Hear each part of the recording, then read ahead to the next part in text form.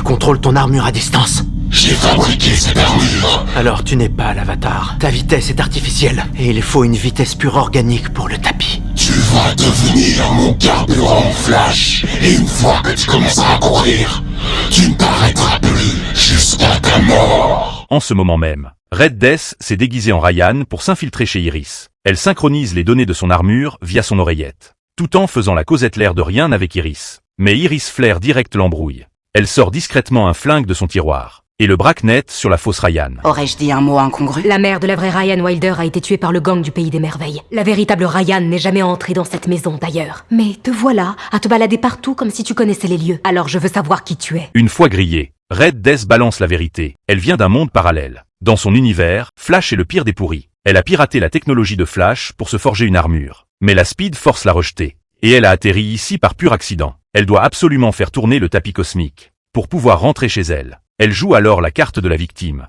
et supplie Iris de convaincre Barry de coopérer. Je t'en prie, Iris, tu es mon seul espoir. Pendant ce temps, pour ramener Frost à la vie, Mark a vendu son âme au diable en rejoignant Red Death. Barry tente désespérément de le ramener à la raison. Mais pour Mark, il n'y a plus aucun retour en arrière possible. Bien avant que Frost devienne une de mes meilleures amies, elle a essayé de me tuer. Les gens peuvent commettre des erreurs. C'est trop tard pour moi. Non, tu as tort. Il n'est jamais trop tard pour avoir une seconde chance. Pour amadouer Iris, Red Death lui fait gober que le Flash de son monde a pactisé avec les Lascars pour semer le chaos, et qu'il a même buté sa propre Iris de sang-froid. Mais Iris repère immédiatement la faille dans son baratin. En fait, le Flash de cet univers avait grillé sa soif maladive de pouvoir, et s'était allié aux Lascars pour la stopper net. Iris pige enfin l'arnaque. Red Death la manipule depuis le premier jour, uniquement pour coincer Barry, et le liquider une bonne fois pour toutes. Voyant que son coup a foiré, Red Death fait tomber le masque direct. Elle kidnappe Iris et l'embarque Manu Militari au repère, pour forcer Barry à enclencher le tapis cosmique. Pour sauver Iris, Barry n'a pas d'autre choix que de commencer à courir. La seconde d'après, des éclairs écarlates déchirent le ciel et s'emparent de la ville. Les radars du repère verrouillent immédiatement la signature de Barry, en voyant sa Speed Force se faire siphonner jusqu'à la dernière goutte. Mark prend enfin ses responsabilités. Il coupe le jus du tapis cosmique en catastrophe. Le contre-coup pulvérise Barry qui vole dans le décor, tandis qu'une décharge incontrôlable foudroie Red Death, la met en chaos sur le coup. Mais dans le choc, Barry perd complètement toute sa vitesse. Avant même que Mark ne puisse s'expliquer, la bande des Lascars déboule à l'improviste et les prend en étau de tous les côtés.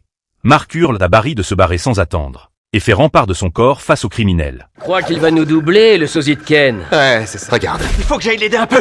Non. Voyant Mark se faire laminer par la bande, Barry refuse de l'abandonner et veut se jeter dans la mêlée. Mais Red Death commence déjà à reprendre ses esprits. Dans la panique totale, l'équipe attrape Barry et l'évacue de force. S'il te plaît.